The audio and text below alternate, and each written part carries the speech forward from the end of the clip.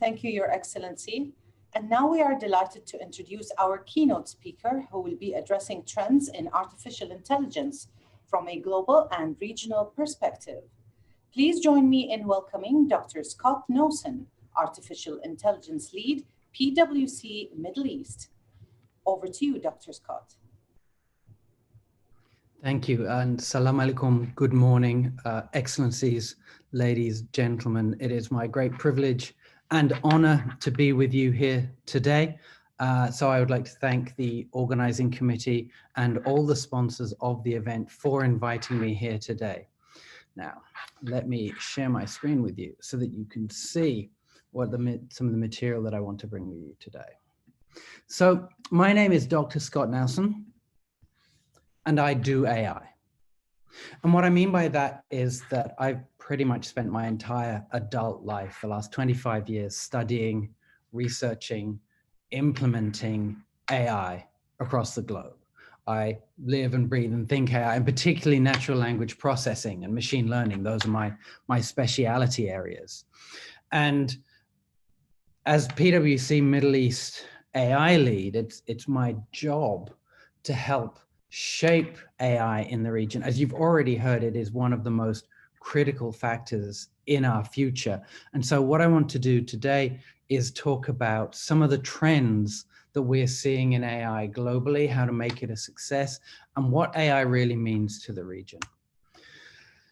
So AI means many things to many different people. Elon Musk, for example, talks a lot about the risks and dangers of AI and the dystopian future that it can create. There are others who talk about the utopia and what a positive benefit it can be to society. Me, having been in this for so long, and somewhere in the middle, cautiously optimistic. So today I want to talk to you about three things. First, and very briefly, I want to touch on what is AI. Now, this is an AI conference. We all have an understanding of what it is, but I should say I start every conversation in this way because it's always important to align on a few key areas, but I will go quickly on this. I then want to talk about some of the ways that we believe organizations and governments can truly unlock AI's potential because, as we already heard, it has a lot of potential to help us. It's one of the most promising technologies of many years. And then I want to talk about AI in the Middle East and what it means to us. So AI is really many different things. AI is ultimately an umbrella term. It means a lot of different fields, all designed different technologies, different algorithms, different techniques and methodologies to replicate in some sense human capabilities. From sensing, our ability to see and hear, computer vision and speech, our ability to process language, and from having spent so long in natural language processing, I can tell you there are hundreds of subfields in that, through to thinking and understanding data and processing and taking decisions, all the way to acting and autonomous vehicles and robotics, and anywhere where we see AI have an influence in the real physical world itself. So AI is a term that encompasses many things. AI is also commonly misunderstood. You know, there's a lot of myths around AI. For example, people will use AI and machine learning as terms interchangeably. Machine learning is just one subset of AI, albeit one of the most important. Computer vision, speech, and natural language, all these days more commonly powered by machine learning. Deep learning is also just a subset of machine learning. It's another type, but using neural architectures and big data to really scale the power. People believe outside of our field that AI can be easy, that it learns by itself, but there is a great dependency on data and accurate data, error-free data, bias-free data. And though there are a lot of tools that can automate some of the processes in machine learning, AutoML tools, and there are a lot of off-the-shelf AI capabilities, everybody's needs are different. The people whose data is processed will always be different. So there's always a great need for customized model. And there are a lot of reports that will say most AI projects fail. And One of the reasons they fail is that people really don't think about the return on investment. It can be quite a project to think through how you map the performance of an AI model to business and societal requirements, but it can be done. And it's actually a myth that most AI projects fail. As many non-AI projects, as many construction projects, as many industrial projects and new products fail as much as AI. So to say AI is an outlier in that sense is simply not true. And finally, AI is also a journey, an evolution of technology. AI has been around since the 50s. I used to work with one of Marvin Minsky's PhD students who did AI in the 60s and worked with the first ever chatbot, Eliza. But typically when we talk about AI today, we're talking about narrow AI, capabilities that have one or two key functions: to take a decision on X or to process data Y. You know, when we get further into that future, we start looking at artificial general intelligence, AGI, and that's when the AI becomes as capable as a human brain. And then onward to super intelligence, where the AI passes human capabilities. And that's what we call, that's where we get to the dystopia or the utopian future, the singularity. And for what it's worth, I do not believe, at least in my lifetime, nor our children's lifetime, the singularity will occur. I do not believe AI will reach that state, but it still has a very long way to go. So in terms of trends, there are a lot of technology trends that I could talk about. So we could talk about the scale of the new language models. Anyone who's heard of GPT-3, the language model that can generate incredibly realistic human sounding text, yet without actually any understanding, and computer vision and the scale of things. But for me, the trends are always much more in how to succeed with AI. What are people doing when they want to do it right? So we recently released earlier this year a set of sort of priorities for how you implement an AI. I want to focus on the first two, but there are things like leading on risk and understanding responsible AI, the fact that errors will be made and there are risks in data, that we operationalize AI, that we understand how to scale and integrate, and the fact that it needs to be integrated with your business too. There's a lot of changes that require to understand and people. But the first of these is getting on board with boring AI. And we just heard that Bahrain Polytechnic is implementing AI to help with the operations. And that's really the key to AI successes. Everybody hears about all the funky, cool things that we're doing. We've all seen the demos of the robots and deep fakes, and these are very cool. And when you have a massive team of 500 engineers and researchers, these are the kind of things that you can do. But for most organizations, success is going to be in that cost reduction space, in that back office, behind the scenes thing. Forrester recently released a set of AI predictions, and they very much focus on those cost saving measures. And it's interesting because it might not sound good and it might not be the good thing for marketing, but it's where the savings will be, and it's what will prove the use case for AI in any organization. If you can prove a saving, then you can make your business case for then generating revenue, for taking bigger risks. Next, it's really about that upskilling. And again, we're seeing this greatly improve in the region. We are admittedly, the Minister for AI in the UAE speaks a lot about the fact that technologically speaking, within AI and data science as a region, we are behind. But with the AI Academy from the Polytechnic, with Mohammed bin Zayed University of AI in the UAE starting within the next month, we're really beginning to see that groundswell in data science, in artificial intelligence, and the skills required to build this. But it's not just technological programs. Not all of us are suited to sit through a Coursera course on how to build AI. I don't need you to know Python, to know machine learning tools, but it's about understanding those capabilities of AIs and knowing what it's capable of And so for non-technical employees to not get technical training per se, but to understand this new technical domain, to know what it's possible about, so that they're able to conceive things. You'll hear a lot of people say a lot of things about AI, and my job as a consultant is to help people with AI, to help with their strategy, to help with their execution of AI. And I have a much better relationship with clients when they understand more about AI, because I know then that they can trust me. I know then that we're talking the same language and we're both being realistic about AI. So addressing these boring applications of AI and getting people on board with how we can use it is really key to moving forward. Of course, there are conflicts there.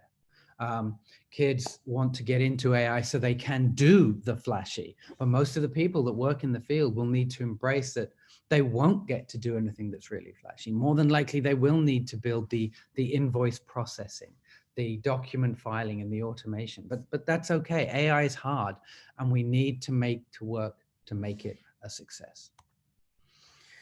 So this overhype that we hear about is both good and bad. In one thing, it means we're really talking about AI. You know, we've been through a lot of hyped phases, and there have been a lot of AI winters.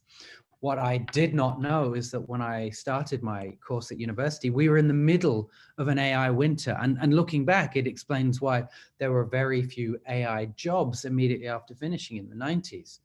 But there's talk that we're looking at another AI winter. Could this be true?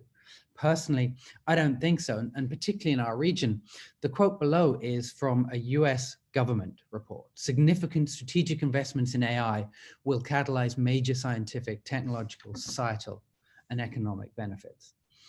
And for me, I'll be honest with you, this is part of the reason and how this applies broadly, why I moved to the Middle East 2 years ago. I've been in the UAE for 2 years now. In the rest of the world, you have the private organizations driving AI in development and academic institutions that have been around for 50, 60, 70 years. Edinburgh University, my alma mater, had been doing AI for a long time. But governments in most countries are behind. Governments are playing catch up. In the Middle East, in our region, the governments are driving the adoption. The governments are what is making it so exciting to be doing AI in this region. And so I think that's really critical for us embracing the technology and catching up with the rest of the world. And we see a lot of investments across the MENA region. This is a report from a year or so ago from Microsoft looking at investments made in AI. This is in acquisitions, in deals, in partnerships. And the important part is the pattern they found looked over 10 years. And they found a huge growth from the late 2000s into today in terms of investment. And this is only continuing to grow. This is continually growing as we see more partnerships open up, more academic institutions with AI, fostering more startups, fostering more technology. We see a lot more opportunity and money being spent in AI. But also, we're expecting it to generate revenue. And we forecasted on globally, but specifically for the Middle East, we forecasted that AI would add 320 billion US dollars to the GDP of the Middle East by 2030. And we see that across industries. So in terms of the biggest impact as a percentage, retail, accommodation, wholesale, anything that's direct to consumer, the public sector, these are pushing up to almost 20%. But of course, our biggest industries, construction, manufacturing, energies, utilities, mining, you know, we're talking hundreds of billions of dollars of potential. Of course, what you're thinking right now, and as we started when we opened this, is COVID. We made these predictions some time ago. Do they still stand? Do they hold? One of Dubai's master developers, largest master developers, Ema Corporation, announced just yesterday that they were suspending all new projects. That's a lot of construction that's not going to go ahead. So Do we think AI still has that future outside of the immediate health benefits? I think you know where we're going, but of course it does. So AI is good at making predictions, but at PwC, we also track the sentiment and priorities of CFOs across the globe to understand how COVID was impacting their business, where they saw the changes coming. And some of the news gives you pause for thought. We ask people, which financial action is your company considering as a result of COVID-19? Implementing cost containment. 96% of Middle East CFOs, compared to 81% globally, said they're going to contain costs. 66% said they're going to defer or cancel planned investments, compared with 56% globally. You know, this is very general and very broad. We took a broad sweep of companies, but that gives us cause to concern when AI is at the very end of the value chain. We talk about digital transformation, data intelligence, and then we have AI. You know, is that putting us at risk? On the flip side, however, which of the following are you planning to implement once you transition to on-site work? This was a survey back in the summer before people were really starting to open the offices again. Accelerate automation.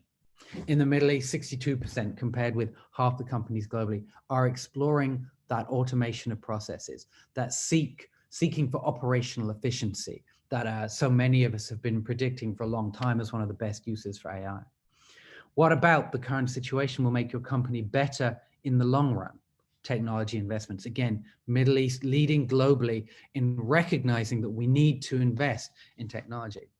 And in fact, just a couple of months ago, and while we're still in the pandemic, and we don't know how we're coming out of it yet, in Saudi Arabia, SDAIA, the Saudi Data and AI Authority, announced their AI strategy at the Global AI Summit, which they hosted. And it is ambitious. They have high aspirations.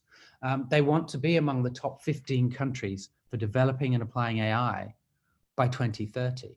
They want to train more than 20,000 data and AI specialists and retain them within the kingdom by 2030.